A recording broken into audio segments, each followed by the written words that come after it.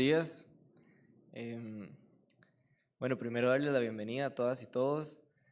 Queremos dar inicio a esta segunda sesión del primer día del ciclo de conferencias del derecho ambiental al derecho ecológico, debates sobre los desafíos de la sustentabilidad ambiental en el Antropoceno. Este evento es organizado por el GPDS, el cual es un proyecto adscrito a la Vicerrectoría de Acción Social y el proyecto 3246 del Instituto de Investigaciones Jurídicas, que está dirigido por el profesor Carlos Peralta. También es posible gracias al apoyo de la Oficina de Asuntos Internacionales y Cooperación Externa de la Universidad de Costa Rica y desde luego a la Facultad de Derecho, así como a las cátedras de Derecho Ambiental y Métodos de Investigación, a quienes extendemos nuestro agradecimiento por fomentar espacios de internacionalización. También decirles que el objetivo de esta actividad es fomentar la cooperación académica internacional, el intercambio de conocimientos entre docentes y estudiantes. También es gracias a esta cooperación que se han realizado diversos eventos, tanto en Brasil como ahora en Costa Rica, que permiten la construcción de conocimiento desde una perspectiva de complejidad. En estas sesiones vamos a contar con diversas conferencias que va a impartir la doctora Annalise de Carli, profesora de la Universidad Federal Fluminense. También contaremos con la participación del profesor Carlos Peralta como coordinador del GPDS y también de la señora decana, la doctora Marcela Moreno Buján, que nos estará acompañando también en este ciclo de conferencias. Asimismo, habrán espacios en los que estudiantes tanto del GPDS como la estudiante Elena Melo, que vino desde Brasil, tendrá un espacio para hacer una presentación que será el día viernes. Pero por ahora, para dar inicio a esta sesión, me gustaría llamar a las personas que conformarán esta mesa y les pido que cuando cada uno de ellos venga para acá les demos un aplauso.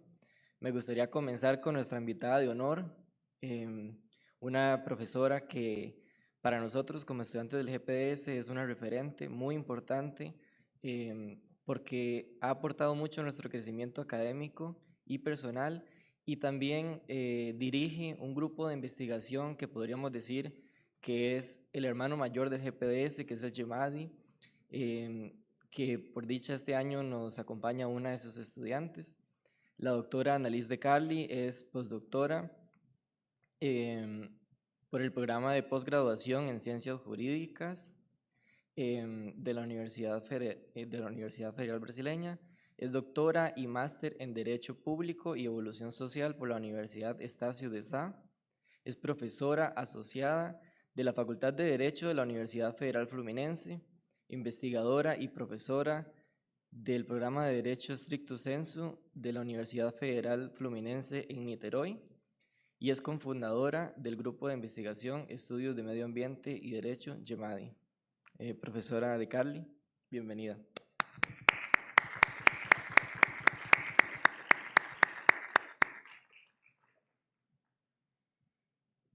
También me gustaría invitar al profesor Carlos Peralta Montero, quien es docente catedrático de la Facultad de Derecho de la Universidad de Costa Rica, coordinador del Grupo de Pesquisa en Derecho y Sustentabilidad, investigador del Instituto de Investigaciones Jurídicas, coordinador de la Cátedra de Derecho Ambiental y también de Métodos de Investigación.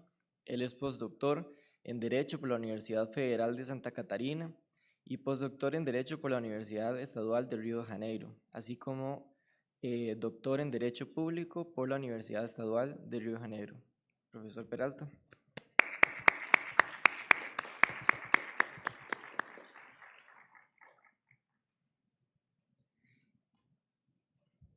Y también me gustaría invitar para complementar esta mesa a la doctora Ana Lorena González Valverde, quien es profesora de nuestra universidad en las cátedras de Métodos de Investigación y Sociología Jurídica.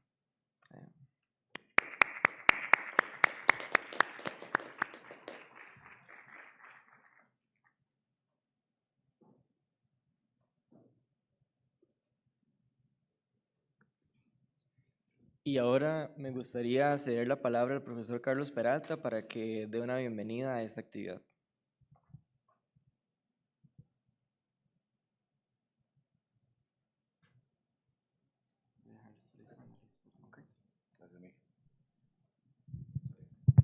Bueno, muchas gracias a Miguel Blanco, quien es uno de los coordinadores estudiantiles del GPDS.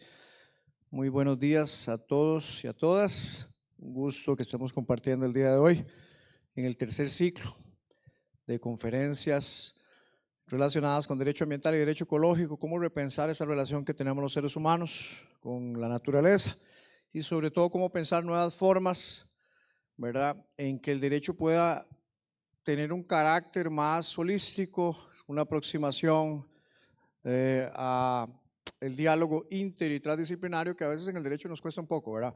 A veces en el derecho pensamos siempre de la norma y nos olvidamos que esa norma no vive en el mundo de las ideas platónicas, sino que tiene todo un contexto y ese contexto nos determina, y creo que un ejemplo claro de eso es la situación que estamos viviendo actualmente en el planeta con relación a los cambios climáticos y que particularmente en Costa Rica la estamos viendo cada vez, ¿verdad? La estamos observando cada vez más como parte de nuestro día a día.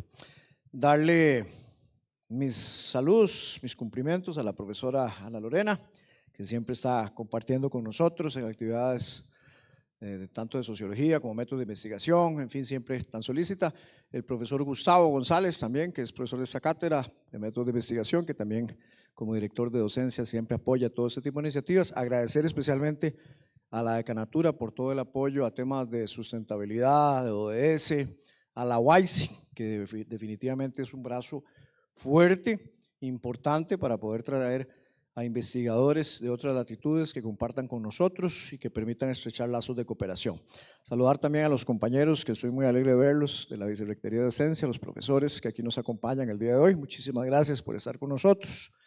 Decirles que el tema que tenemos hoy, tenemos la gran ventaja que tenemos una especialista a nivel internacional, a nivel de América Latina, a nivel de Brasil, en temas de derecho ambiental. Es una profesora que ha escrito diversas obras, ¿verdad?, teniendo su principal foco de investigación el tema de las aguas. Por eso decía más temprano, cariñosamente en Brasil le decimos la señora de las aguas. Trabaja mucho con temas de recursos hídricos, incluso en conjunto con la Universidad de Costa Rica ya publicamos un libro en el 2019 con artículos de investigadores costarricenses y brasileños abordando el tema del agua, un tema tan importante que es parte del ODS 6.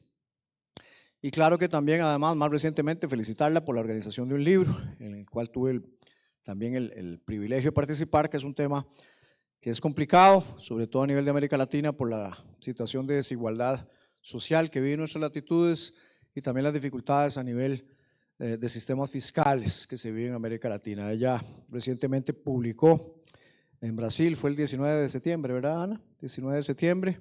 El libro de Estado Ecológico de Derecho y Tributación, libro que además vamos a aprovechar también para lanzar el próximo viernes por aquí, y ella gentilmente nos va a donar también ejemplares para que los tengamos en la biblioteca.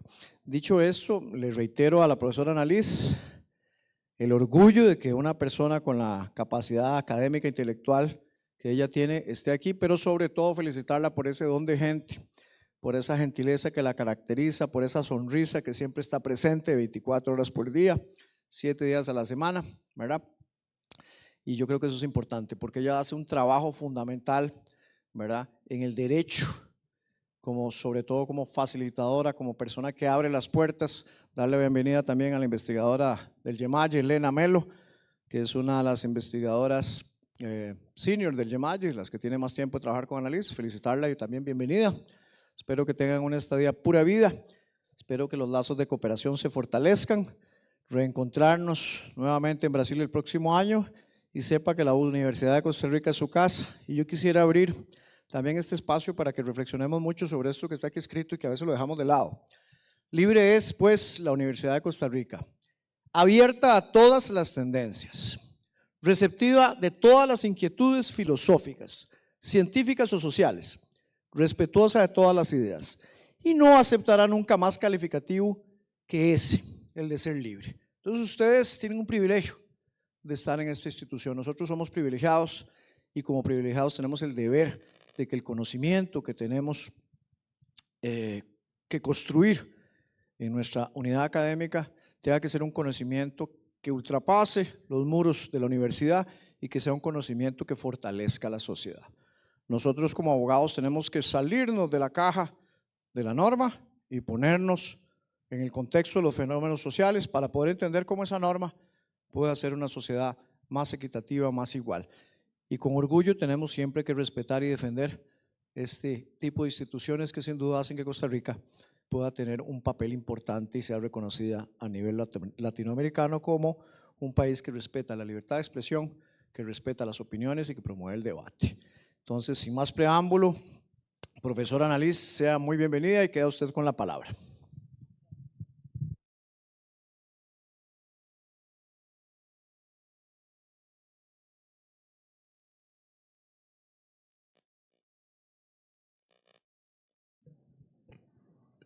Buenos días a todos y todas. Como lo hice hoy temprano, daré una breve explicación antes de mi charla. Primero me gustaría disculparme con ustedes por mi mal español. En realidad, mi portuñol. Estoy comenzando mis estudios de idioma en esta lengua porque creo que el idioma puede fortalecer aún más nuestras cooperaciones, así como facilitar nuestra comunicación. Además, a mí me gusta mucho hablar y escuchar español. Entonces, no se sorprendan si empiezo a mezclar portugués y español, que esto seguramente sucederá, pero prometo hablar más despacio. Además de pedir ayuda al profesor Peralta y a los investigadores del GPDS que están estudiando portugués. ¿No es verdad, Mirasol y Miguel? Bueno, mis disculpas están hechas. Agora me gustaría agradecer al ilustre profesor Dr. Carlos Peralta por la invitación para hablar en este maravilloso evento académico. También quiero agradecer a la ilustre decana, profesora y doctora Marcela Moreno, por todo el apoyo que ha brindado a la cooperación de las actividades académicas entre Brasil y Costa Rica. Para nosotros, profesores de la Universidad Federal Fluminense, es un grande honor estar aquí en esta respetable Universidad de Costa Rica. Y siguiendo, vale destacar que nuestra alianza académica, a través de los esfuerzos del profesor Carlos Peralta, está cumpliendo 11 años en 2025 y ha generado muchos frutos, especialmente con el trabajo de los alumnos investigadores de nuestros grupos de pesquisa, REMADE y GPDS. En este sentido, hemos realizado muchos proyectos con éxito, como eventos, libros, artículos, reuniones de investigación, solo para dar un ejemplo. Bueno, ahora vamos a hablar un poco sobre el tema de la huella ecológica y la inteligencia artificial. Esto es más un problema a ser enfrentado por todos nosotros. Impactos del antropoceno y su huella ecológica. La vida, especialmente con relación al medio ambiente y la crisis climática, estamos vivenciando muchos problemas, muchas lluvias, mucho calor, entre otros grandes problemas. La realidad actual en el antropoceno es muy seria, pero podemos cambiar esta realidad. Es un compromiso de todos nosotros, de todas las personas. Las acciones y las actividades de la humanidad han impactado de manera muy seria en la naturaleza, reduciendo sus recursos y su resiliencia. En la era actual, llamada antropoceno, revela la fuerte y a menudo negativa influencia humana en el planeta. En verdad, el derecho ambiental, como llamado en las universidades, es uma parte regulatória de nossas ações em relação ao meio ambiente. Esta era do antropoceno possivelmente está alterando a geologia mesma da Terra. Então, o papel de direito ambiental é muito grande e importante, em realidade. É uma disciplina que merece muito mais destaque em nossos dias. Crises climáticas com seus efeitos nocivos que nunca deixa de crescer, nunca deixa de crescer. Estava conversando com o professor Peralta e com outras pessoas que costumo conversar quando estou andando pela cidade, é que a chuva cá é mais forte agora e mais frequente. Isto é a natureza dando seus sinais. Negacionismo e explotação violenta de los recursos naturais também traem muitos problemas a nossa Pachamama.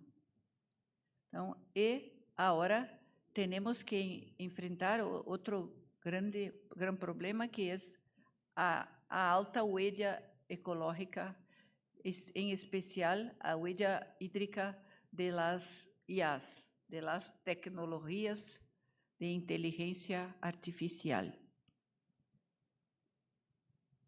Todo este conjunto ha debilitado a resiliência de los ecosistemas. Como nós temos nossa resiliência, os demais seres vivos também têm suas próprias resiliências e merecem os cuidados de nós, que somos supuestamente seres racionales. O professor Carlos Peralta nos traz reflexões muito importantes sobre o estado ecológico de direito no contexto do antropoceno. Ele tem muitos livros e artículos sobre o tema do litígio ecológico, estado ecológico de direito, antropoceno, direito constitucional e meio ambiente. Então, ele é uma grande referência para nós em Brasil. Esta foto foi tirada em nosso evento deste ano, em que ele estava falando sobre litígio ecológico e crise climática. Sempre nos leva muito conhecimento, juntamente com seus investigadores do grupo de pesquisa GPDS. Diz o professor Peralta, esse modelo fundamentado em novos valores e orientado por princípios de justiça ecológica busca estabelecer uma relação de respeito, solidariedade, prudência e precaução entre os seres humanos e a natureza, de forma que os impactos ambientales respeten os limites biofísicos.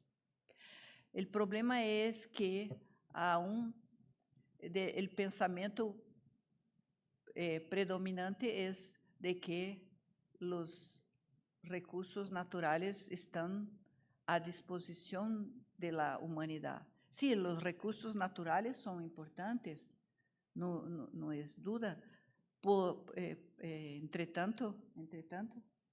Entretanto, temos que cuidar de los outros seres vivos. Não me gusta usar a expressão recursos naturais, porque dá uma ideia de que são coisas à disposição de las pessoas. Me gusta falar de outras formas de vida que são importantes para nós. E se são outras formas de vida, devemos tratar com respeito, cuidado e usar com sustentabilidade. Um exemplo que eu costumo sempre trazer é a água. Sem água não há vida, tampouco desenvolvimento econômico. Os empresários e alguns governantes, creio que aún não se deram conta desta verdade. E tratam a água como se fosse uma mercadoria ou algo infinito.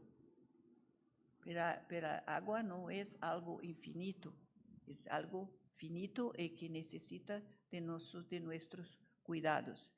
Imagine usted em casa, para sair, não há água para tomar banho, não há água para lavar os dentes, não há água para beber, não há água para cozinhar. ¿Conseguem imaginar esta situação? Então, o água, o elemento, o ser vivo, fundamental para nossa vida, para a vida do planeta. Pero aún é tratada sem o devido cuidado. As pessoas dão mais valor a anel, como sei, de ouro, anillo de ouro, do que uma botella de água. Para mim, a botella de água custa, tem mais valor do que uma anilha de ouro, porque a anilha não me faz falta, mas a água sim. O professor também diz, o novo modelo de Estado a que ele se refere, Estado ecológico de direito, busca uma sociedade mais solidária, pluralista, respetuosa das diferenças e cosmovisões, e que aspire a uma baixa entropia e uma justiça ecológica. A partir de uma perspectiva de pensamento complexo, se analisam as características, bases conceptuais e perspectivas para esse Estado ecológico de direito, dentro deste conceito de antropoceno. Este texto eu extraí de texto que ele escreveu para periódico em Brasil. Neste contexto, o estudo da huella ecológica adquire cada vez mais relevância. Origem, especialmente importante trazer a origem da huella ecológica. Depois vamos falar de huella hídrica, pero começo com trazer a ustedes a origem de huella ecológica. Esta expressão foi acuñada por los cientistas canadienses Matthias Wackernagel e William Rees em 1990. Eles desarrollaram este conceito mientras trabalhavam em la Universidade de Columbia Britânica em Canadá. E qual foi o objetivo deste estudo? Foi buscar uma tecnologia ou uma metodologia para medir os impactos do consumo humano nos recursos naturais em la Tierra. Muito bem, então, o conceito de huella ecológica, segundo a Organização Internacional Footprint, todo que quer saber sobre huella ecológica ou huella hídrica, vá neste site da Organização Internacional Footprint, que é muito bom.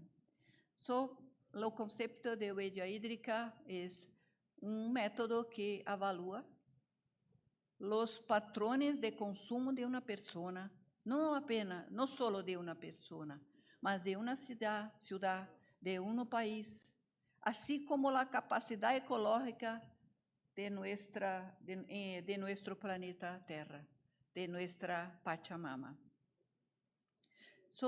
Entonces, esta metodología tiene como objetivo cuantificar la superficie de tierra y agua necesaria para el estilo de vida de una persona, de una ciudad, de un país, considerando el consumo de recursos naturales y la generación de residuos. No solamente el consumo de recursos, mas los impactos de la generación de residuos. Esa es la importancia del concepto de huella ecológica. Yo no sé cuál es la huella ecológica acá en Costa Rica. Creo que el profesor Peralta después o uno de ustedes puede me decir, porque a veces encuentro noticias sobre eso, mas cuando el site público de algún gobierno no confío, no creo mucho en las informaciones. Entonces, esta medida se expresa en hectáreas globales y sirve como indicador del uso sostenible de los recursos naturales. En resumen, la huella ecológica comprende las huellas que dejamos del medio ambiente en nuestra mera existencia. Ellas pueden ser profundas y graves. Eso depende mucho de nuestro comportamiento con las demás formas de vida. La huella ecológica, por tanto, es más que una metodología. Es una forma de hacernos reflexionar sobre nuestras acciones. En mi charla temprano, yo hablé sobre la necesidad de observarmos nuestras acciones, por ejemplo, ¿cuánto tiempo gastamos para tomar baño? ¿Cuánto tiempo? ¿Será que no podemos, por ejemplo, abrir la chuveiro, como se dice? La ducha, mollar, ensaboar y después abrir de nuevo. No dejar la agua indo embora. Cuando além de eso, no ser bueno, porque no es sostenible, debemos pensar que muchas personas no tienen agua para beber. Entonces, nuestras acciones son muy importantes para disminuir nuestra huella ecológica. Nuestro consumo excesivo. Ustedes ya pensó cuando vas, por ejemplo, en un restaurante, pide varias cosas, come todo que pede, come, va a tomar un café, enche copo, llena la xícara, la taza, pero toma só metade. Vamos a observar eso.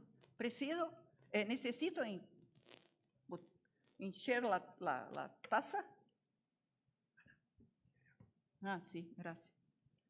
La forma en que tratamos los demás seres vivos que conforman la gran madre tierra. Es común ver, por ejemplo, ríos cheios de residuos móviles y otras cosas, móviles. ¿Qué tratamiento estamos dando a los ríos? El río es un ser vivo, como nosotros. ¿Nosotros jogamos residuos uno nosotros? No. Pero jogamos en el río, en los ríos, que son seres vivos. En este sentido, el poder público también tiene uma responsabilidade muito grande, porque a eles cabe o dever de fazer políticas de saneamento básico, porque se o povo não tem saneamento básico, onde vai jogar seus resíduos? Em rio, em mananciais de rio, é terrível. Então, a forma de que tratamos os seres vivos também é importante analisar. Pero a responsabilidade não somente nossa, o poder público também tem a sua. Mas agora temos que pensar em nossa responsabilidade. O crescimento acelerado da huella ecológica e a diminuição da resiliência do planeta Terra, de nossa Pachamama. O dia de sobrecarga da Terra se acerca cada vez mais. Por exemplo, em 1971, a fecha foi em 25 de dezembro.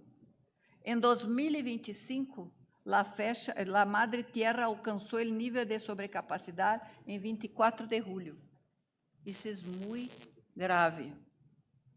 Segundo o informe de Planeta Vivo, entre 1970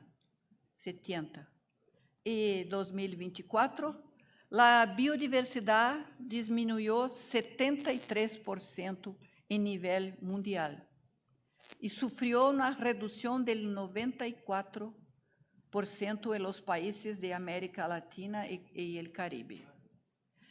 Costa Rica, para quem não sabe, detiene 5%, é um país pequeno, pero detiene 5% da biodiversidade existente no mundo. É muito importante isso. Temos que pensar em proteger e não em destruir. As leis costarriqueñas necessitam ser mais rígidas e cabe a todos nós o controle social. O controle social de las reglas e de las acciones de los poderes públicos do Executivo, Judiciário e Legislativo. Em Brasil detiene cerca de 13% de potencial de água dulce del planeta Tierra. Pero, a despeito?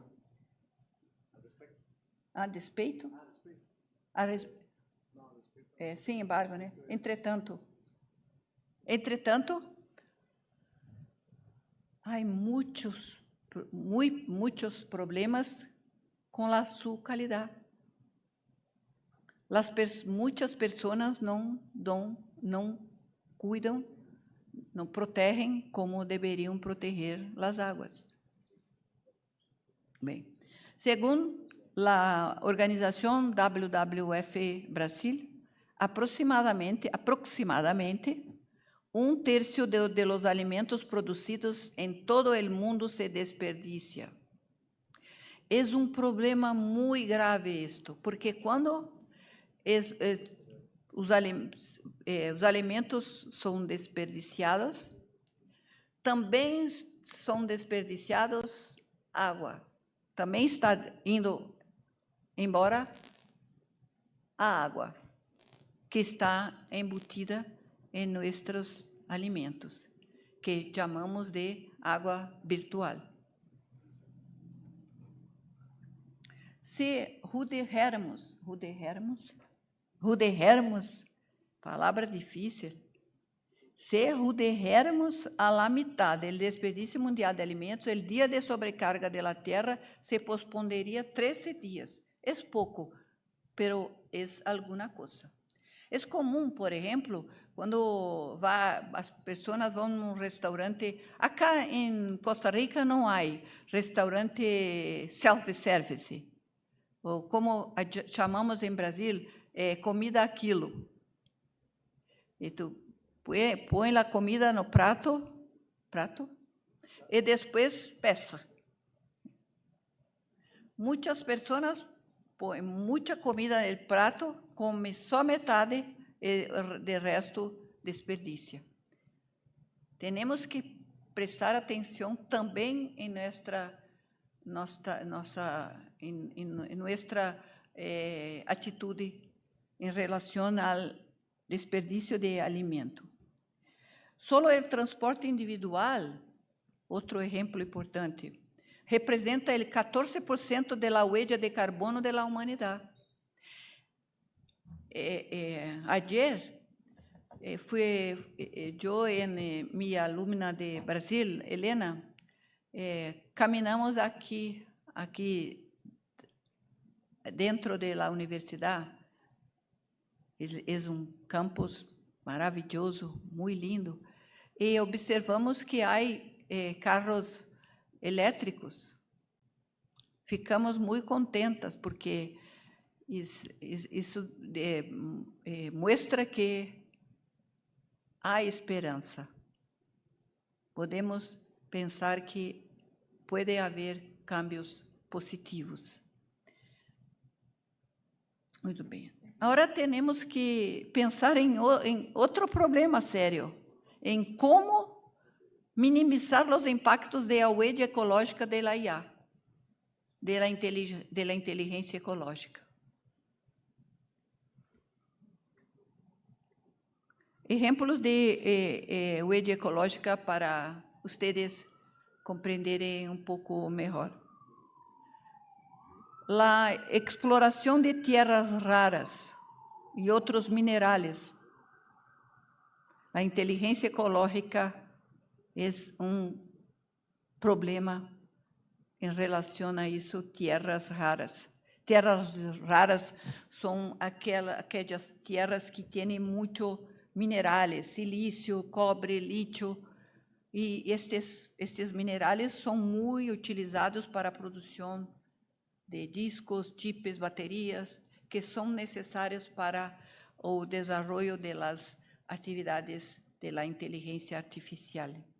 Outra parte muito importante é o uso intensivo de água por parte dos centros de dados, os data centers em inglês, para manter seu sistema de refrigeração em funcionamento. Muita água é necessária. Por isso, alguns centros de dados, gestores de centros de dados, estão pensando em cambiar para regiões onde o clima é muito frio, para minimizar os impactos de uso de água. Se calcula que há aproximadamente 8.000 centros de dados no mundo. É muita coisa. E a tendência é aumentar. Outro problema com a tecnologia de IA é o consumo excessivo de eletricidade. Se estima que entre 5% e 9% de energia elétrica consumida no mundo se utiliza para produção de infraestrutura para TI, para a tecnologia da informação. E as emissões de gases de efeito invernadero, as atividades digitais, imagine, como navegar por a internet, que hacemos a todo momento, aceder a redes sociais, todo momento, principalmente vocês, em classe, redes sociais, o professora, blá, blá, blá, blá, blá, blá, blá, e vocês ali, redes sociais. Isto também é problema de emissão de gases de efeito invernadero. Enviar foto a amigos, como hacemos todo o momento, também causa impacto em la natureza. E a generação de resíduos eletrônicos é dos maiores problemas de la atualidade. Aonde vão os resíduos eletrônicos? Porque muitos causam poluição de suelo, de las aguas, de la flora, de la fauna. Muitos são os problemas ambientales causados pela tecnologia da informação. Isso tem volta? Não. A inteligência artificial não tem volta. Pero os problemas podem ser resolvidos com outras formas de tecnologia para assim minimizar os impactos em nossa Pachamama. E a huella hídrica de la IA é minha maior preocupação, porque como ha dicho no início de minha charla, sem água não há vida, tampouco desenvolvimento econômico. Para vocês ter uma ideia, para fazer esse dibrucio, essa figura, dibujo esta figura, a Gemini consumiu aproximadamente meio litro de água dulce. Solo esta imagem consumiu meio litro de água dulce. Imagina o consumo de água de los 8.000 centros de dados. 8.000 centros de dados. O ChatGPT, por exemplo, consome aproximadamente 1 litro de água por cada 10 a 50 perguntas que hacemos. Quantos litros de água vocês gastam usando a IA, em vez de buscar em livros? E muitas vezes o que diz a IA é errado, é fake. Nada substitui a escrita de quem de fato estudou e escreve. Então, cada vez que tu faz uma pergunta para a IA, a cada 10 a 50 perguntas, depende do tamanho da pergunta, gasta 1 litro de água. Segundo Microsoft, a própria Microsoft divulgou, seu consumo de água aumentou em mais de 1/3 entre 2021 e 2022, alcançando quase 1.700 milhões de galones. Mientras, pessoas que vivem em áreas pobres, em áreas pobres, igual o Brasil fala pueblo, em áreas pobres, especialmente em algumas áreas de África, Índia, não têm água para beber. E esse é um problema de racismo ambiental que causa, inclusive, problemas para as mulheres. E muitos chicos não podem ir, mulheres não podem trabalhar fora de casa, chicos não podem estudar porque necessitam acordar muito temprano e ir em algum lugar para captar água, levar água para consumo. E muitas vezes esta água não é boa. Mientras, os chats GPTs, as tecnologias de informação estão consumindo nossa água boa, nossa água dulce. Google, outro exemplo, utilizou 5,6 bilhões, acá está em português, bilhões de galões de água em 2022, aumento de 21% em relação ao ano anterior. Possíveis consequências do uso excessivo de água por parte dos data centers. Concentração do consumo em regiões vulneráveis. Aqui em Costa Rica, creio que há regiões que têm problemas com acesso à água potável, como em todos os lugares. Problemas com o acesso de água potável, especialmente para os mais pobres, porque os que têm dinheiro compram água mineral, compram outra qualidade de água, mas os pobres não têm dinheiro para comprar água mineral. Então, temos que pensar que o acesso à água potável é direito fundamental de todos, ricos e pobres.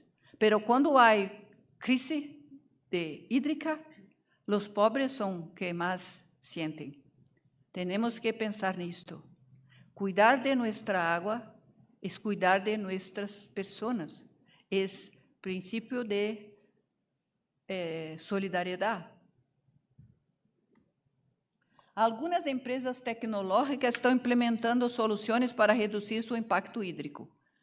Formas de reutilizar o água, não sei se acá na universidade há captação de água da chuva, que deveria ter este sistema, porque o campus é muito grande.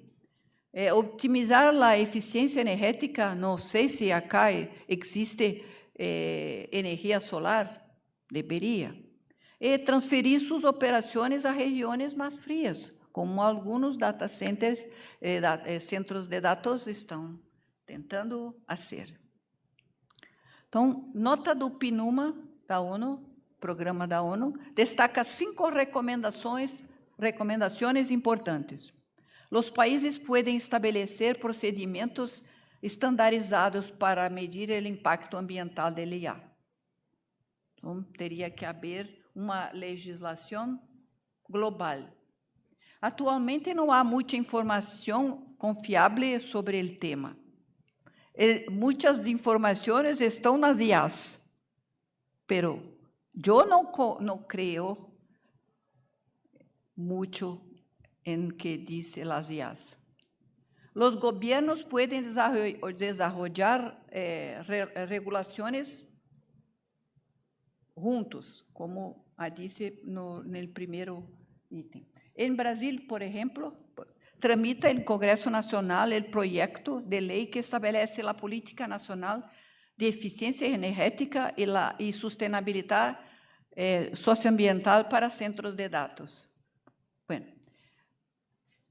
não sei quando aprovada se vai funcionar, porque uma coisa é a lei formal, outra coisa é a lei no mundo da vida, a prática, a sua efetividade, que é a suma da eficácia jurídica, porque a lei existe, e a eficácia social, que se refere à sua prática. Tenho só 5 minutos. Muito bem. Algumas pessoas veem possibilidades de la IA ajudar o meio ambiente. Por exemplo, a IA pode detectar patrões em los dados como anomalias e similitudes. Ou seja, há pontos positivos também, mas temos que trabalhar os pontos negativos para melhorar para todos. Em Rio de Janeiro, Brasil, há projeto do prefeito, como diz prefeito? Prefeito. Hã? Alcalde. Alcalde. Alcalde, em Brasil se diz prefeito. Alcalde de Rio de Janeiro tem projeto que, a meu ponto de vista, é absurdo. Para ele quer criar rio AI City, o maior hub de centro de dados da América Latina e dos 10 mais grandes do mundo. Só que há problema. Onde saldrá toda essa água para satisfazer as demandas que este gigantesco complexo de IA em Rio de Janeiro? Se temos problemas com acesso à água para as pessoas da cidade, como os centros de dados em Rio de Janeiro vai dar certo? As pessoas que têm pouca água não vão ter nenhuma. Há lugares em Rio próximo de Rio de Janeiro que as pessoas quedam sem água por 10 dias, às vezes mês. Creia-me. Então, o estado do Rio de Janeiro já atravessa uma crise hídrica. Os fatores são diversos: sequia, falta de saneamento básico que impacta a qualidade da água, demanda excessiva. Rio de Janeiro é uma cidade muito grande, com muitos pueblos alrededor, desperdícios por fugas e uso descuidado da água.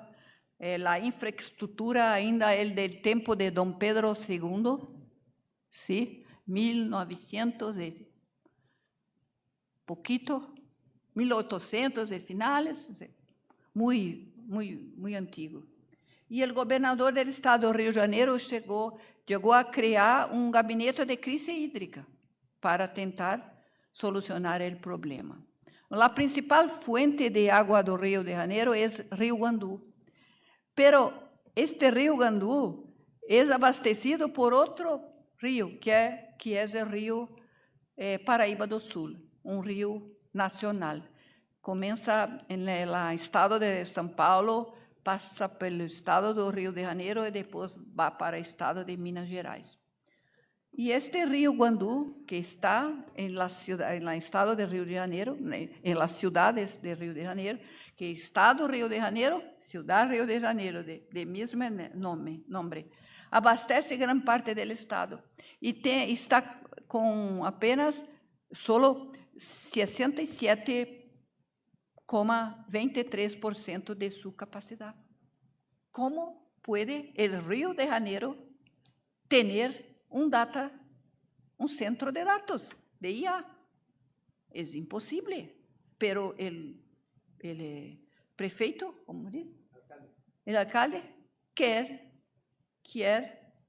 fazer bonito em la COP30, apresentando projeto absurdo em termos de sustentabilidade hídrica e de sustentabilidade energética. Em verano, quando todo mundo está com o ar-condicionado ligado, a energia, todo lugar, cai energia. Imagina com um centro de dados na cidade. É impossível. Então, para reflexionar, encerrando meu tempo, tens ideias de quem sofre mais com a escassez de água? Lá vimos que as pessoas mais pobres. E sabemos que a IA ha chegado para quedar-se, tem que seus aspectos, como já falamos. E aqui em Costa Rica, como é o acesso ao direito fundamental à água? Todo mundo é universal? Todo mundo tem acesso? E há centro de dados aqui?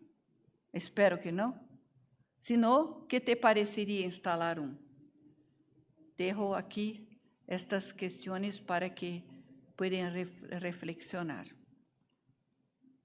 Muitas gracias e hasta rato.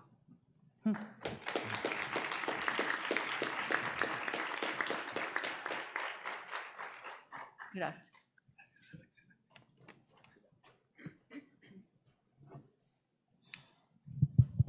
Muchas gracias a la profesora de Carly. Como ustedes vieron, el español de ella es excelente, ¿verdad? La forma en que ella va explicando también las diferentes ideas, los diferentes conceptos, todo lo que podemos comenzar a preguntarnos para reflexionar sobre cuál es la situación a nivel global y cuál es la situación de Costa Rica dentro de ese contexto global. Nos habla de la idea, si lo tuviéramos que hacer en términos de palabras clave para después hacer un saneamiento epistemológico, nos habla de derechos humanos, nos habla de sostenibilidad y sustentabilidad, derecho humano al agua y cómo está regulado el derecho humano en la Constitución de Costa Rica, en el artículo 50. ¿Será que tiene una perspectiva ecocéntrica, biocéntrica o es antropocéntrico? ¿Será que ese artículo 50 se importa con el saneamiento básico o el limitado?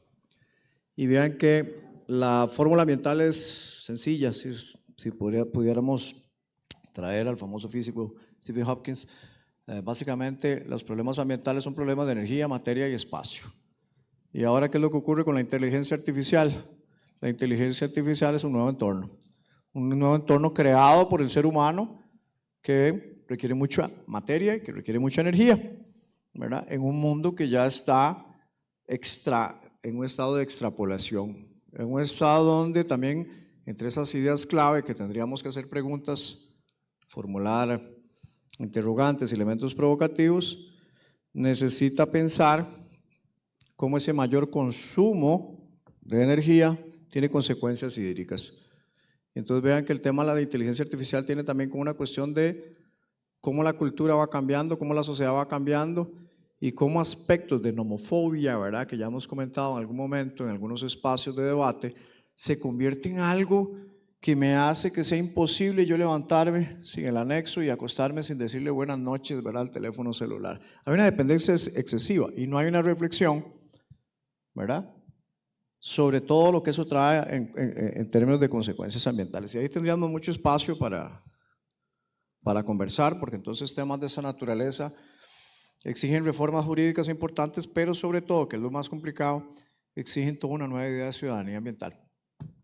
Porque a la gente le cuesta mucho estar siquiera 4 horas sin el celular. Y el celular tiene consumo energético. Por ejemplo, en las clases yo que a veces brinco, ¿verdad?, con los estudiantes, vacilo con los estudiantes, vamos a ver qué tan dependiente soy. ¿Quién es el objeto? ¿El celular o yo soy objeto del celular? Entonces yo en mis clases tiendo a fomentarles o a orientarlos de que escribamos a mano, que hagamos mapas conceptuales, que hagamos esos procesos cognitivos que muchas veces me exigen pensar más allá de los aparatos digitales, porque el aparato digital es muy útil en la medida en que no se convierte en un vicio. Todo vicio provoca consecuencias y las consecuencias ambientales, como decía la profesora Annelies, pues se van a ver reflejadas probablemente en la COP30, donde veamos, esperamos que no, ¿verdad?, que nuevamente los compromisos ambientales siempre son, en portugués se diría, adiados, son constantemente aplazados, porque tenemos otro tipo de prioridades. Más importante consumir en el Black Friday, ¿verdad? Es mucho mejor, ¿verdad? Y nunca pensamos en conceptos o ideas como obsolescencia planificada, o creemos que ser consciente ambientalmente es simplemente hacer una separación de basura, lo cual es relevante, es importante, pero también es pensar en el carrocentrismo. Es pensar en qué medida contribuyo yo también para las cuestiones ambientales, y en el derecho eso es particular porque en culturas más de orden positivista los problemas ambientales se ven como algo que genera ruido, que incomoda, ¿verdad? Que no me permite a mí ejercer mi libre posibilidad de desarrollar mi empresa, ¿verdad? O que los problemas ambientales vienen a provocar restricciones absurdas y mi derecho a la propiedad. Entonces hay que cambiar también esa mentalidad, porque problemas ambientales no son observados cuando vemos que un país como el nuestro, que promovió la discusión del Acuerdo de Escazú, que el propio acuerdo tiene el nombre del municipio de Costa Rica, y que no obstante las autoridades no se preocupan por ratificar. Lo que es más preocupante, la ciudadanía no se preocupa por exigir un debate y una explicación de por qué un acuerdo sobre protección ambiental, sobre derechos procedimentales que tiene que ver con educación, con información, con participación, acceso a la justicia, ¿por qué no nos preocupamos con la ratificación del Acuerdo de Escazú? Al final las cuestiones ambientales entonces se vuelven una especie de curita verde. Entonces, bien, lo importante ahora es que también hagamos un debate, pero antes de comenzar el debate y las preguntas a la profesora Annalise, reiterarle mi agradecimiento profundo, sincero y cariñoso a la decanatura y a todo el equipo por todo el apoyo que le dan a este tipo de iniciativas, a la UAIC también. Entonces yo le pediría a la querida amiga, colega de tantos años de Escuela Suramericana, también a la señora decana, a la profesora Marcela Moreno, que nos acompañe en la mesa, y por favor que le demos un fuerte aplauso.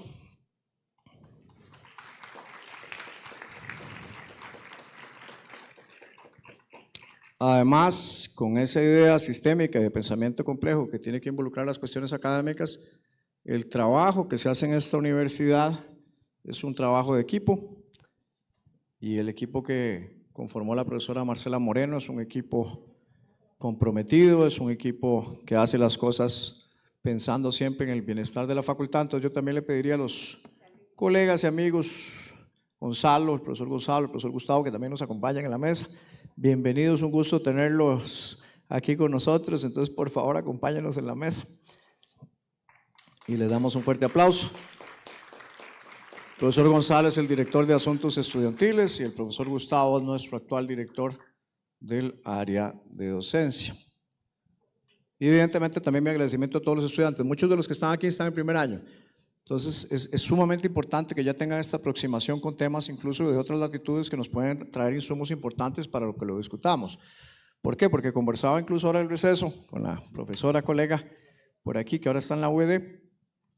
Vamos a ver, el trabajo de la universidad es un trabajo que tiene que ser una amalgama entre investigación, acción social y docencia. Y en esa medida, todo el trabajo que se puede hacer entre estudiantes y profesores es lo que va a permitir que la Universidad de Costa Rica pueda producir cambios sustanciales, pueda promover una sociedad más sustentable, más equitativa, y que lo que hagamos aquí no se quede únicamente en la sala de aula 201, en la sala de aula 203, sino que trascienda los muros de la universidad.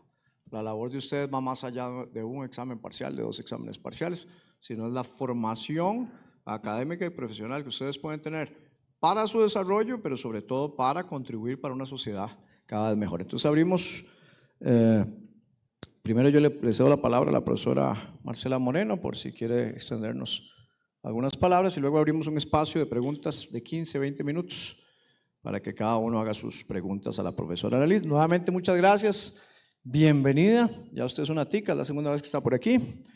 Gracias por su generosidad, por toda la cooperación, y que su estadía por aquí sea pura vida.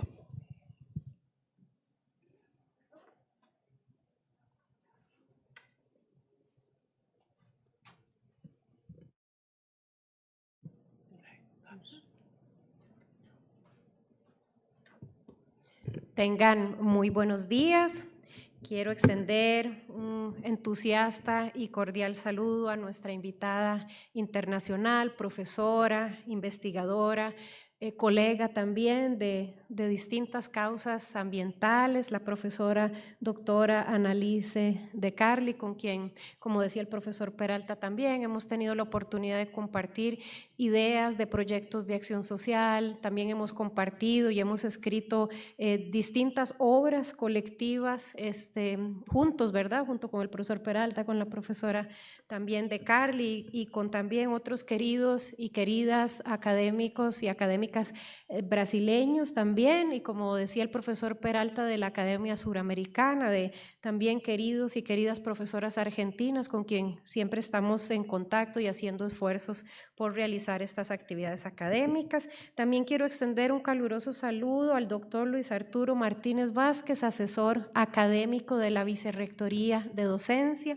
una vicerrectoría que en particular está aliada y desarrollando también proyectos de interés académico con esta decanatura y con la Facultad de Derecho. Así que muchas gracias, don Luis Arturo, por estar acá en representación de la Vicerrectoría de Docencia. También un cordial saludo para los profesores de la Cátedra de Métodos de Investigación que también apoyan el desarrollo de esta actividad. En ese caso, la profesora Ana Lorena González, que ya se está reincorporando a la mesa. Un cordial saludo al profesor Peralta. También un cordial saludo al profesor Gustavo González, que forma parte de la cátedra también de métodos de investigación, y lo saludo también en su condición de director del área de docencia de nuestra facultad. También cordial saludo a don Gonzalo Monge, director del área de asuntos estudiantiles de nuestra facultad. Me complace muchísimo poder dirigirles unas palabras de apertura de este acto, siendo que el proyecto que coordina el profesor Peralta, que es un proyecto de pesquisa, ¿verdad?, en sustentabilidad, le ha permitido a la Facultad de Derecho aproximarse a pensar de una manera realista sobre los desafíos que enfrenta nuestro país, pero nuestro país en una clave también regional y en una clave global o de pensamiento global, sobre los grandes obstáculos que enfrenta en este momento la justiciabilidad ambiental.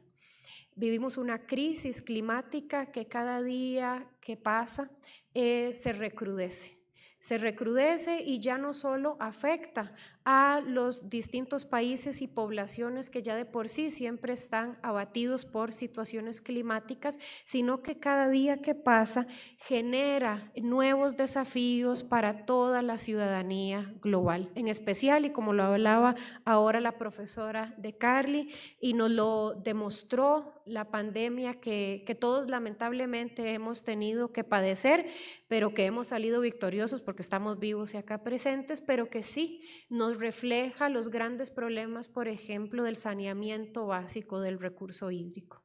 El saneamiento básico a nivel global es uno de los grandes desafíos que enfrenta la crisis climática y también la justicia ambiental. Encontramos también en esos grandes desafíos a las poblaciones en condición de vulnerabilidad que tienen muchas menos oportunidades para poder acceder al sistema de justicia para reclamar lo que sería el violentamiento de sus derechos humanos y derechos humanos vinculados justamente a la crisis climática que vivimos. Siempre hablamos con el profesor Peralta sobre la importancia de que la Facultad de Derecho pueda ser un lugar en donde tengamos reflexiones académicas que pueda guiar también la toma de decisiones en materia ambiental.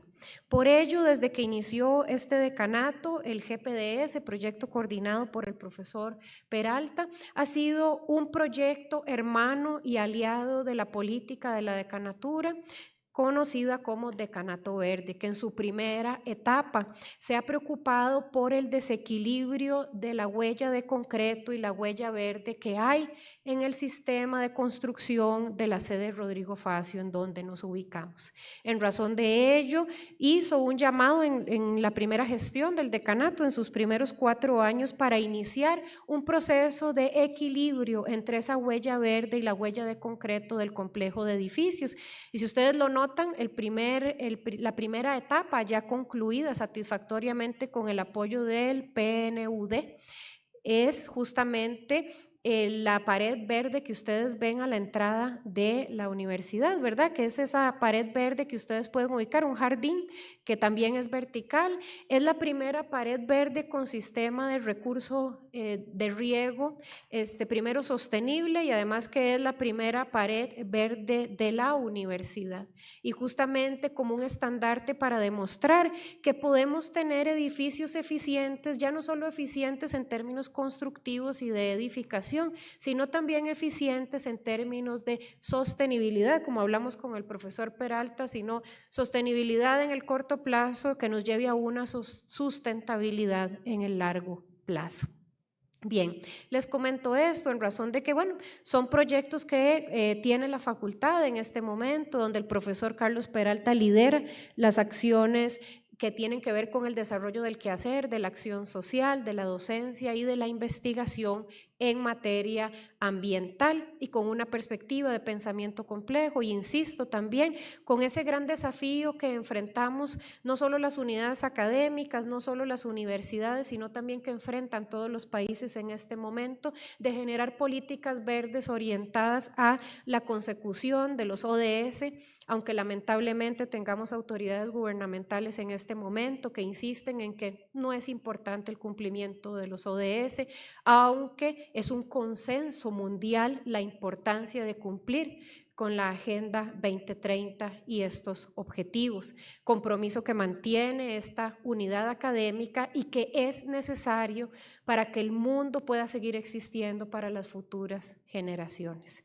De tal manera que este evento también cristaliza esos compromisos que hace la Facultad de Derecho con el apoyo también de las autoridades universitarias, como lo dijo el profesor Peralta, la Oficina de Asuntos Internacionales y Cooperación Externa, la Rectoría y la Vicerrectoría de Docencia, involucrados en el desarrollo de esta actividad, la cual celebro y la cual nos sigue acercando a cumplir con los objetivos del desarrollo sostenible y nos permite tener espacios de discusión sobre los obstáculos y desafíos que enfrentamos para cumplir esta importante agenda en el mundo que vivimos actualmente. Muchas gracias.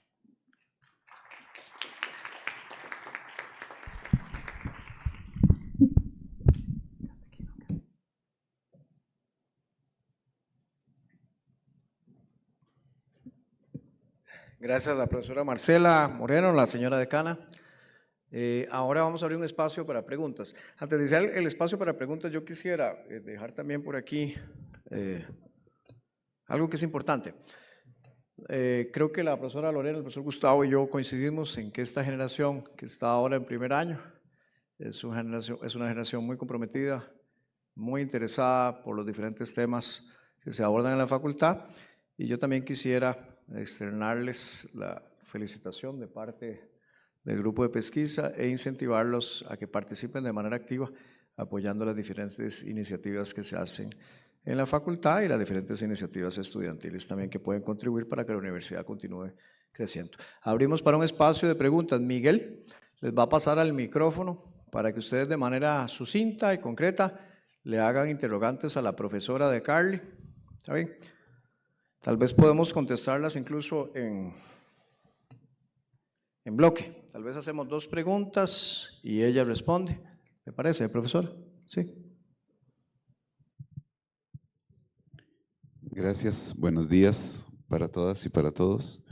Un gusto de saludarlas, principalmente a la doctora de Carly, y agradecerle la exposición. Me parece que ha usted hecho un muy buen recorrido por las principales necesidades que enfrenta la regulación en materia ambiental en lo que compete a inteligencia artificial. Quería agregar un pequeño detalle que ya había conversado con la doctora Moreno y con el doctor Peralta, en relación con que merece la pena subrayarse que la Universidad de Costa Rica recientemente ha publicado por parte de la Rectoría una resolución para establecer un marco de gobernanza de inteligencia artificial, y celebramos que esa resolución integre como uno de los 10 principios que deben implementarse en la universidad el principio de sostenibilidad. Y esto creo que es un logro significativo en lo que compete a la implementación de estos lineamientos. Y en este sentido creo que la Facultad de Derecho, por el trabajo del doctor Peralta, ha sido significativo en términos de la estructura conceptual de lo que podemos entender por sostenibilidad, y creo que puede aportar muchísimo a esta temática. En términos particulares, y esta es mi segunda consideración, o ya mi pregunta particular, tiene que ver con la legislación de los centros de datos. Probablemente los centros de datos, como usted bien lo explicó, terminan teniendo mucho más consumo energético que algunos países en regiones específicas como en África particularmente. Y estos tienden a buscar espacios geográficos que tengan cada vez menos regulación.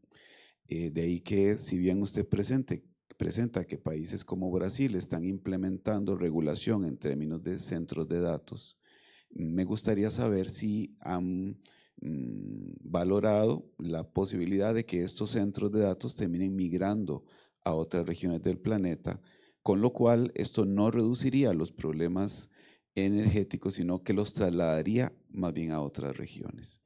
Y en último término, entonces, la pregunta está en función de saber si esto, efectivamente, este tipo de regulaciones, ¿considera usted que son eficaces en el entendido de que estas grandes empresas terminan buscando siempre nichos en donde las regulaciones son cada vez más laxas en esta temática?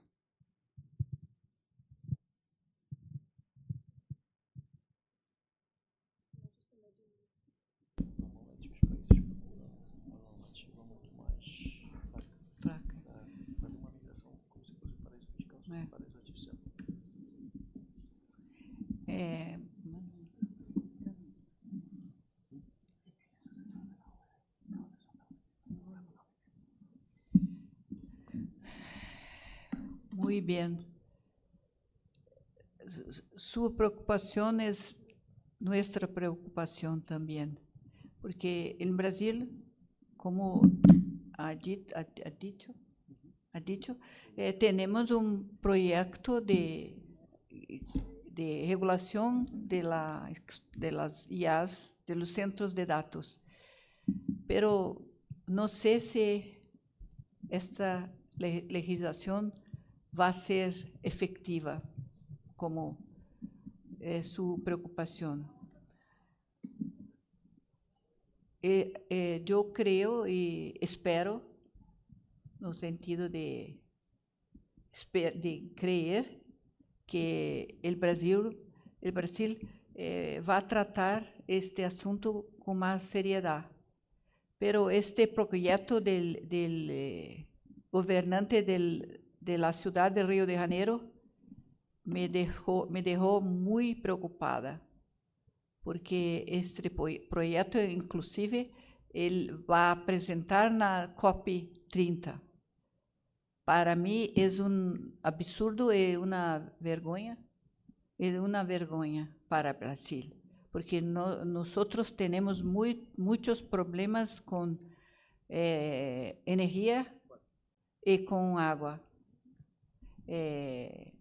Embora tenemos 13% de percentual de agua dulce del planeta, pero de ese 13% ni toda agua es buena.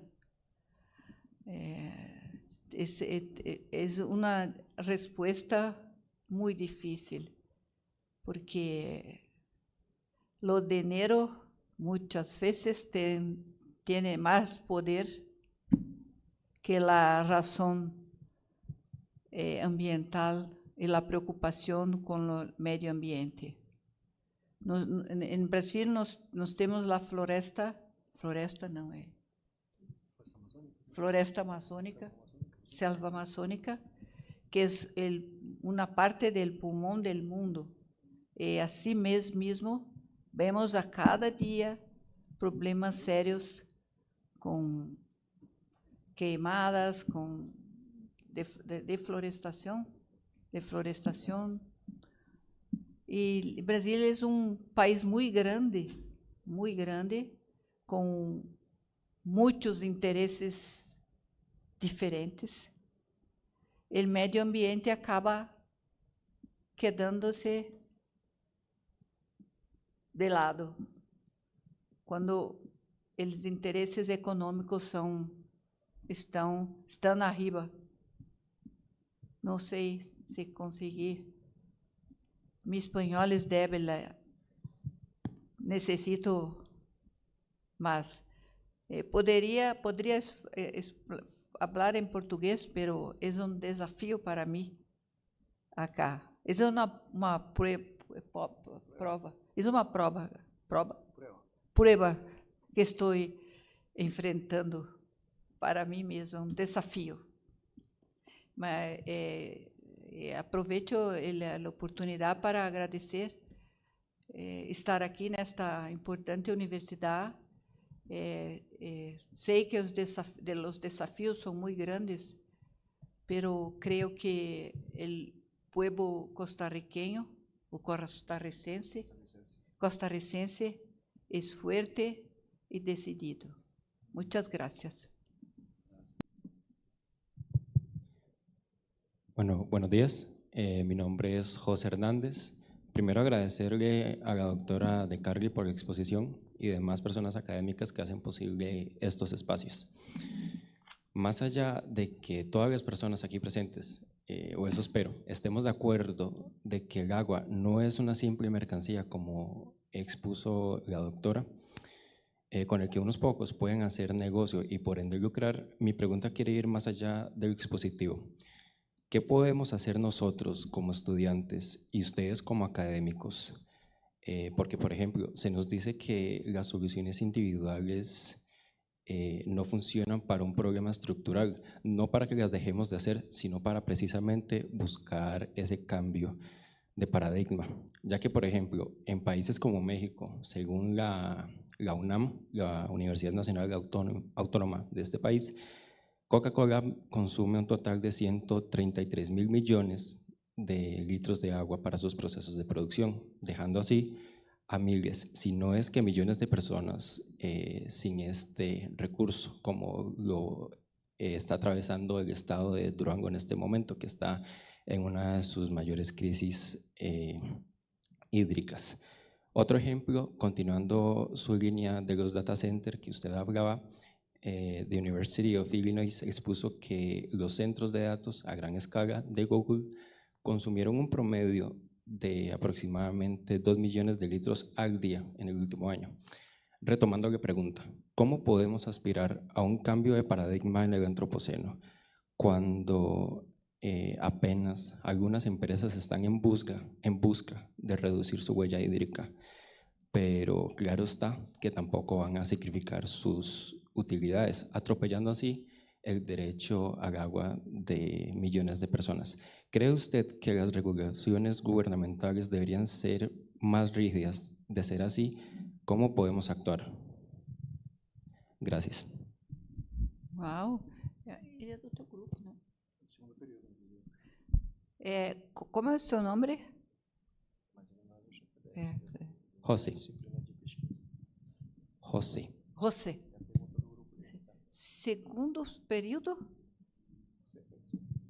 Es correcto, primer año. Uau! Enhorabuena. É uma pergunta muito profunda e me quedo muito contenta porque é raro com pouca maturidade na universidade e aparentemente pouca maturidade, mas a questão é muito profunda. O que vocês podem fazer? Se dedicar a los estudos, a buscar se envolver com grupos de pesquisa que, de fato, trabalham seriamente para melhorar o local onde vocês vivem. Por isso que me honra estar aqui e trabalhar conjuntamente com o professor Carlos Peralta, porque eu vejo seu esforço para mudar, para cambiar os cenários acá em Costa Rica, com sua produção acadêmica, com seu incentivo a los alunos para que venham para a pesquisa, buscam desenvolver seus conhecimentos e vocês que estão agora sentados acá podem fazer a diferença. Vocês podem fazer a diferença. Então, creio que devem continuar estudando de fato, não só vendo a disciplina de direito ambiental, mas como mais allá,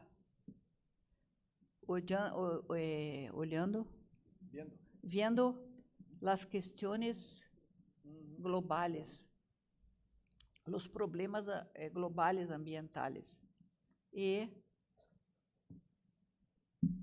trabalhar para isso, não apenas vindo a classe, mas fazendo a diferença fuera de los muros de la universidad. Enhorabuena, continue assim, porque estão agora só no segundo. Vamos ver daqui a uns 5 períodos se continuam com essa disposição. Gracias.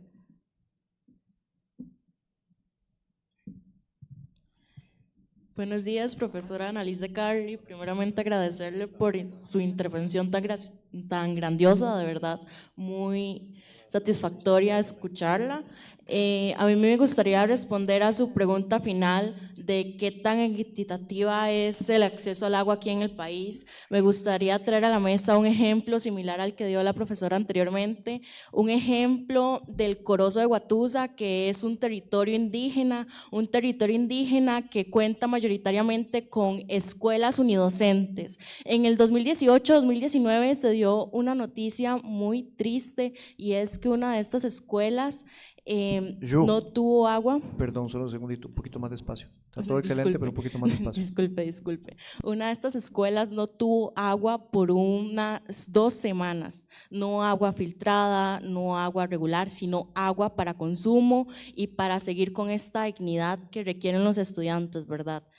Entonces quiero traer a la mesa el tema de que en comunidades indígenas como lo es esta, muchas veces es más fácil tener acceso a contaminantes que al agua en sí.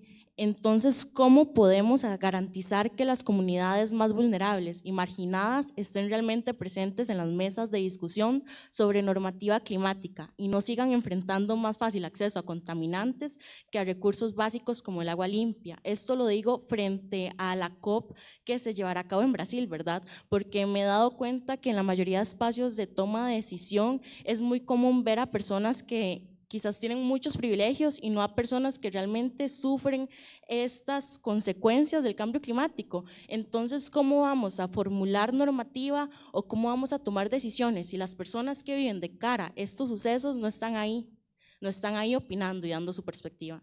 Entonces, sí, me gustaría preguntarle eso. Muchas gracias.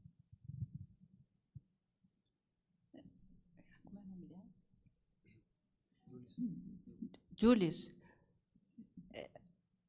el problema, como ha dicho, no es el derecho, porque el derecho y reglas existen. El problema es quién debe operar las reglas. Y más una vez digo, ustedes tienen un papel fundamental. Sugiro que deveriam começar a pensar em criar um movimento para o legislativo desenvolver uma lei para criar a ação popular, ação popular, o controle social de ustedes. Porque assim a população não tem ela própria instrumento judicial constitucional. E a ação popular pode ser esse instrumento que vocês podem ter em suas mãos para mudar a realidade. Em relação aos pueblos indígenas, em Brasil temos também muitos problemas com los derechos, el ejercicio de los derechos de los indígenas, especialmente con la exploración ilegal de los minerales. Existe en Brasil, no sé acá, un órgano público llamado Ministério Público. Acá también. Allí tenemos Ministério Público Federal en nivel nacional y Ministério Público Regional. El Ministério Público Federal es responsable por proteger los intereses de los indígenas. Pero nuestro país es muy grande y tenemos también es cerca aquí, cerca de 220 grupos indígenas diferentes etnias. Entonces, es difícil, pero el país procura cuidar de los derechos, pero nem siempre eso acontece. Ustedes tienen en sus manos la posibilidad de crear un movimiento y pensar propuestas para crear, por ejemplo, una acción popular que es un control social. Propostas de ideia. ¿Eso?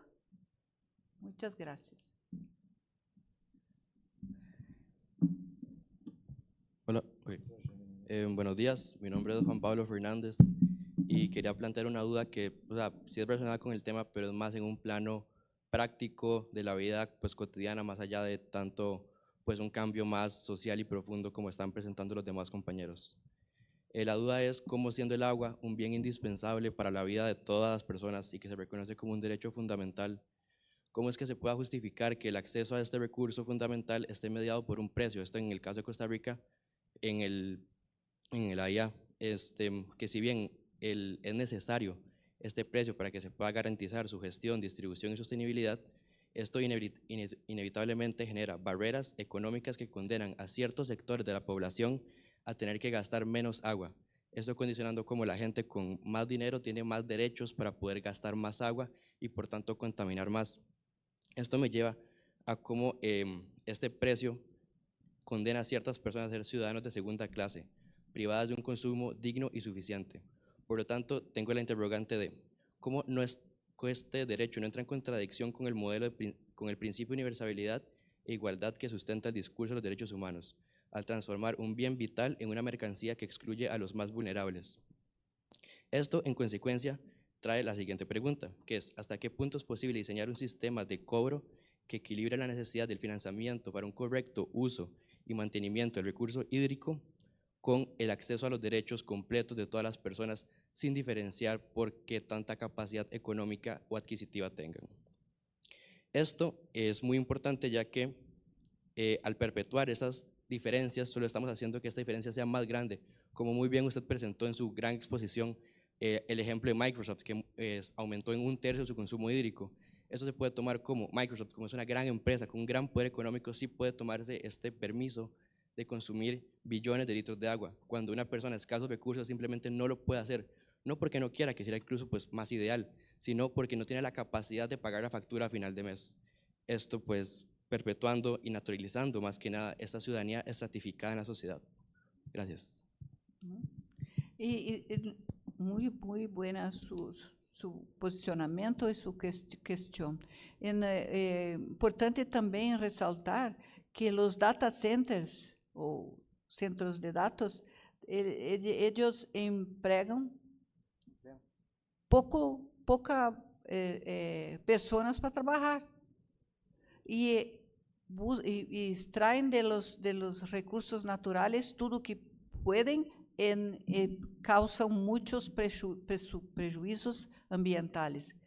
Quanto a essa questão que tu traíste, é um dilema, mundial, porque quem tem plata pode ter acesso à água potável, pero água potável se não se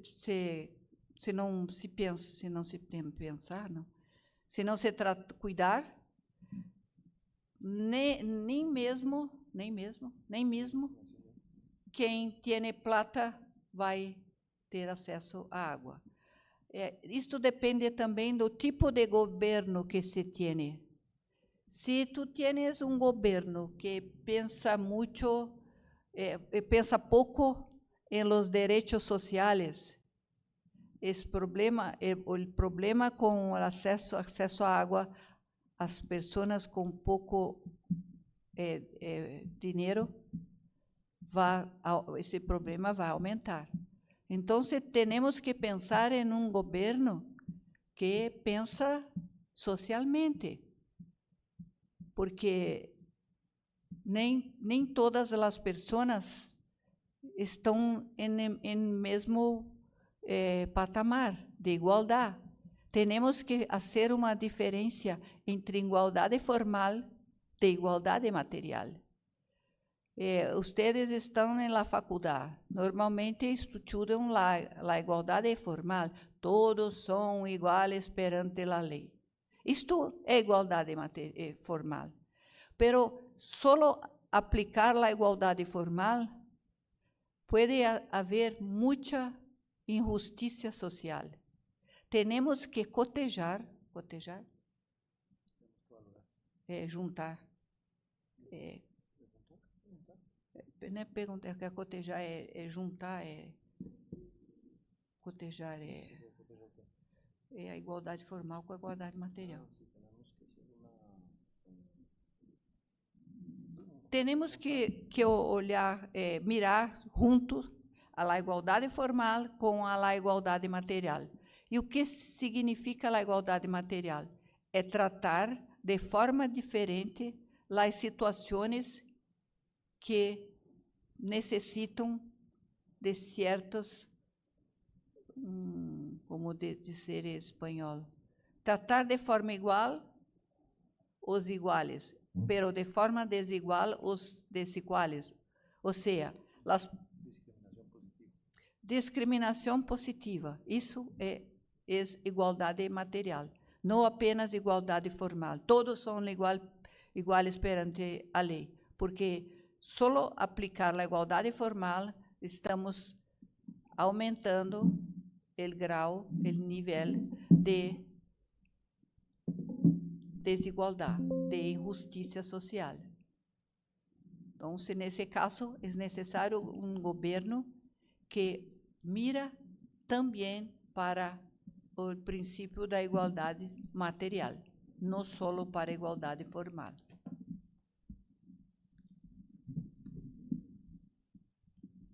¿Alguien más que quiera hacer alguna pregunta? Tenemos entonces espacio para 2 preguntas más. David y luego Andrea. Ok. Bueno, primero que nada, muy buenos días. Mi nombre es David. Fue un gusto escucharla hablar sobre este tema que es tan relevante actualmente, ¿verdad? Para el contexto y nosotros como estudiantes de Derecho que nos estamos formando, es muy importante tener conocimiento de este tipo de cosas. La pregunta particularmente que tenía era que si usted ve, digamos, probable que en base al contexto latinoamericano actual, principalmente en Sudamérica, como Colombia, por ejemplo, que ha reconocido a ríos como sujetos de derecho, o Ecuador, que tiene una constitución, ¿verdad? La de Montecristi, que le da también derechos a la naturaleza y a la Pachamama.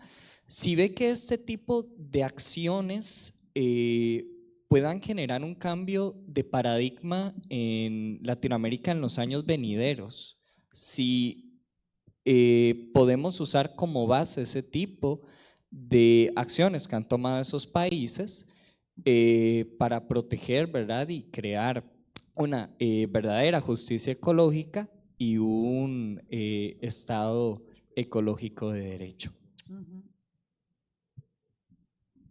Gracias, David. Tal vez le damos la palabra a Andrea para que la profesora pueda contestar en bloque. Entonces, que conteste las 2 preguntas al mismo tiempo.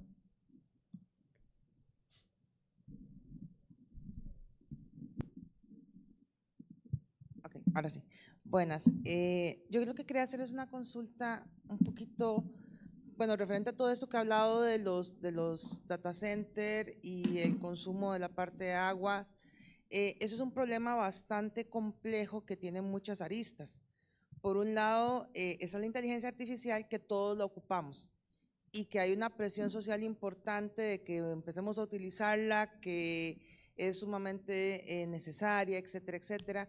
Cada vez que estamos utilizando nuestros móviles y toda la parte tecnológica que nosotros somos altamente consumidores, generamos una presión y estamos aportando, digamos, a que cada vez sean más fuertes toda esta parte del negocio de los data centers y toda esta economía que se va alrededor. Y tenemos una, ¿cómo podría explicarme? Como una competencia entre la parte ecológica y la parte económica. Por otro lado está, bueno, la parte de la académica, la gente más vulnerable. Yo lo que quería saber es si en Brasil tienen ustedes algún sistema o algún proyecto o algún programa donde puedan haber representantes tanto de la parte académica, de la parte industrial, de esta parte de las tecnologías, como para que se puedan unir y buscar formas equilibradas, equitativas, que busquen mejor una sostenibilidad en el tema del consumo de los data centers y las inteligencias artificiales, y si ha funcionado, si tienen algo así similar, como alguna parte interdisciplinaria que ayude a trabajar esto de los diferentes aristas, si hay algo que ustedes manejen y que nos podría ayudar a nosotros como país para también ir trabajando en esta línea.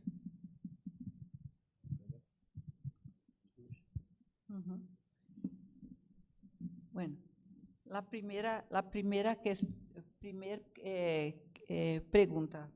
Sí, creo que es posible seguirmos los excelentes ejemplos de la Constitución de Ecuador, Venezuela, Bolivia, especialmente la Constitución del Ecuador, porque es la única que tiene un capítulo sobre los derechos de la naturaleza.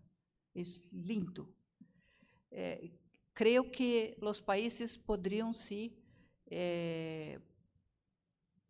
constitucionalizar, constitucionalizar los derechos de la naturaleza.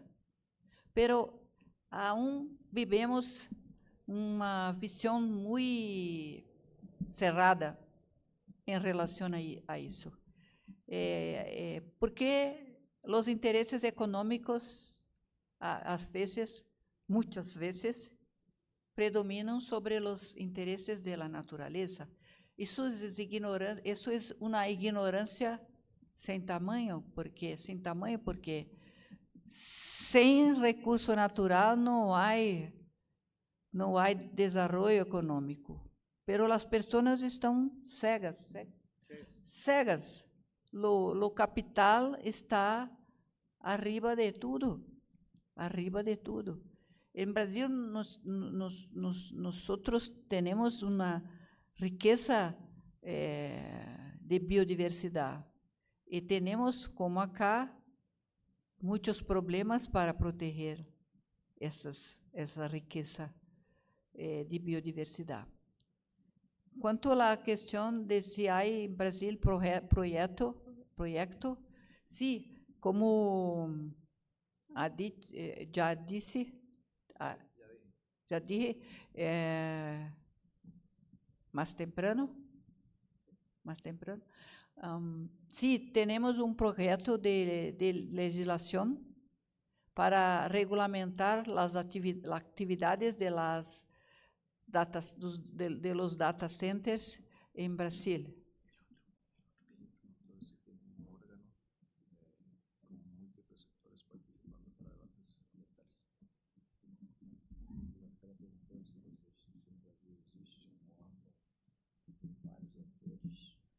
Sí, tenemos un órgano colegiado con personas del gobierno nacional, regional, municipal e ciudadanos comuns. Pero en regla, vale solamente o que piensa el gobierno central. Pouco sobra para los ciudadanos se posicionar. Então, mais aspecto formal do órgão do que efetivamente material, como deveria ser. Gracias. Gracias a la profesora. ¿Alguien tiene alguna otra pregunta? Bueno, creo que todas las interrogantes fueron muy interesantes. Tal vez para complementar un poco lo que comentaba David. Hay un escritor en Brasil, Ariano Suassuna, ¿verdad? Que dice que, Suassuna dice así, que no puedo ser un optimista al extremo de que mi pensamiento puede ser utópico, ni puedo ser negativo al punto que no pueda mover las cosas. Entonces él decía que tenemos que ser realistas, esperanzosos. Y lo que se ve en América Latina, por lo menos desde mi perspectiva, es que existe un movimiento de neoconstitucionalismo ambiental. Es decir, hay en América Latina todo un movimiento de creación de nuevas epistemologías, que se da principalmente en Bolivia, en Ecuador, en Brasil se discute a nivel académico, pero la dificultad que todavía tenemos es que América Latina, a pesar de la enorme riqueza de sociodiversidad que tiene, todavía tiene desigualdades muy profundas y tiene una relación con el ambiente que también está marcada por cuestiones relacionadas con narcotráfico, con cuestiones de ilegalidad, con cuestiones de una economía que depende de materias primas. Entonces, creo que de momento la gran tarea que tiene América Latina es que el gran desafío es, antes de pensar en una legislación sobre derechos de la naturaleza o en constitucionalizar los derechos de la naturaleza, porque eso responde a una cosmovisión muy concreta, ¿verdad? Que es traer, por ejemplo, el conocimiento de poblaciones tradicionales. Creo que incluso a nivel de Costa Rica, uno de los desafíos que tenemos más grandes es traer el debate al ámbito académico y que las cuestiones ambientales no se vean, por lo menos en el derecho, desde una perspectiva que es solo el derecho ambiental. Yo necesito abrirme para las cuestiones ambientales, para un diálogo que involucre colegas del derecho internacional, del derecho constitucional, del derecho administrativo y penal, pero sobre todo que yo me aproxime a la Facultad de Ciencias Sociales, que yo me aproxime a las ingenierías, es decir, que ese diálogo disciplinario que continuamos teniendo se abra, porque de lo contrario, muy probablemente vamos a seguir repitiendo, decía Casusa, en una música, un cantante brasileño, un museo de grandes novedades. Vamos a seguir sin las herramientas adecuadas para hacerlo, porque además los problemas ambientales, yo lo sostenía en el último evento que tuvimos también en Brasil, vamos a ver, no es un problema la mejor legislación que tenga Brasil o Costa Rica, porque nosotros no vivimos en islas. Si Costa Rica tiene la mejor legislación del mundo, pero los países vecinos no la tienen, o incluso China no se compromete, o Estados Unidos no se compromete, el cambio climático es un aspecto global. Entonces lo que suceda, siempre pongo ese ejemplo, el derrame de petróleo que suceda en México, eso va a tener consecuencias energéticas, ¿verdad? En un montón de países, Chernobyl todavía tiene consecuencias. Y los problemas ambientales también van a ser un problema a corto plazo, ya es que estamos hablando de corto plazo, estamos hablando de aquí a 2030, 2035, van a ser con más frecuencia problemas geopolíticos.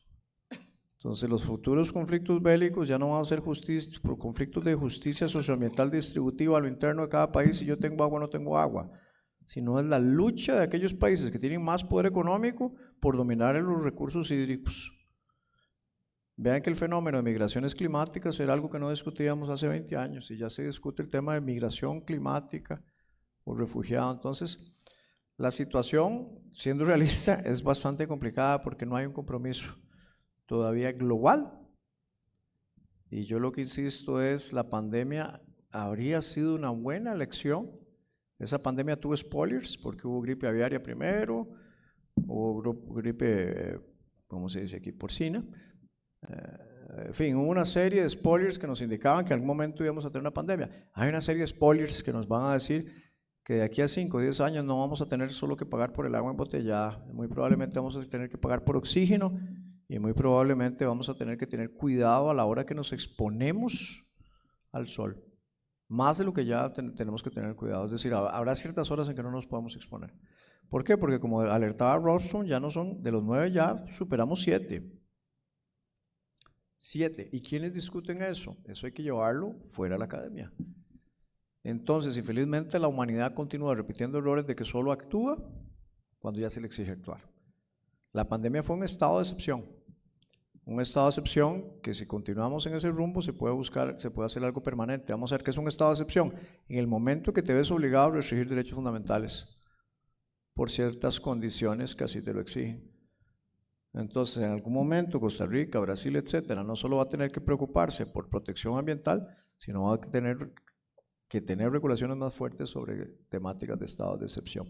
La materia ambiental es muy apasionante por el tema interdisciplinario, ¿verdad? Creo que es muy importante los esfuerzos que la Universidad de Costa Rica hace, porque incluso cuando hacemos proyectos de cooperación internacional, como el que nos permite tener a la profesora Annalise por aquí, hay una necesidad de justificar la visita internacional de la persona que nos va a acompañar con los ODS. Es decir, existe una preocupación. Existe una preocupación, como nos decía el colega, la Vicerrectoría de Docencia de la Universidad de Costa Rica, de producir conocimiento, por ejemplo, sobre inteligencia artificial y traer algo que nos pueda servir de ejemplo a nivel país para poder contribuir también a nivel de América Latina. ¿Cuál es el desafío que tenemos entonces actualmente? ¿Cómo hacer que esos diálogos de complejidad se vuelvan una realidad a nivel global? Y eso es sumamente complicado. Cuando tenés que pensar, por ejemplo, que Costa Rica, con la dimensión que tiene de país, ¿verdad?, tiene una biocapacidad enorme, y no obstante la huella ecológica de Costa Rica es enorme, porque para poner un ejemplo, si todos los ciudadanos del mundo vivieran como vivimos en Costa Rica, se ocuparía 1.6 planetas. Ciudadanos como los de Australia, vivir como un ciudadano australiano exigiría 5.5 planetas. Entonces, a ese ritmo, las cuestiones que vivimos hoy de no acceso a agua potable dentro de Costa Rica, eso se va a volver dramático a nivel global. El tema de la huella hídrica y la huella de carbono. Pero bueno, en fin, muchísimas gracias a la profesora Annalise por la gentileza de haber compartido en la primera conferencia sobre educación ambiental y cómo incluir la variable de cambio climático en esa educación. Y este tema que yo creo que es apasionante, ¿verdad?, el tema de todo lo novedoso que es la inteligencia artificial, en el sentido de posibilidades y desafíos, es un nuevo riesgo, ¿verdad? Ya entró para quedarse. Entonces lo que nos queda es investigar y ver los caminos de usar esa nueva forma, esa nueva tecnología, de la manera que contribuya para el bienestar humano y no para convertirse en un nuevo problema, ¿verdad?, a medio plazo.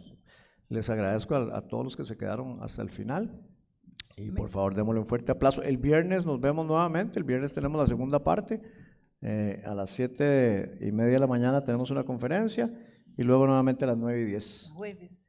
El viernes. ¿Viernes? Viernes tenemos la segunda parte de las conferencias, viernes, porque viernes. mañana tenemos una visita de Viernes. campo al Braulio Carrillo, que ya va a ver cómo es un Viernes. bosque tropical húmedo, también por aquí, y el jueves vamos a ir al Lancaster y otra serie de reuniones. Gracias por estar presentes. Gostaria de finalizar com um dicho indígena. Quando se acabe el agua, nadie podrá beber dinero. Muchas gracias. Muchas gracias a la profesora.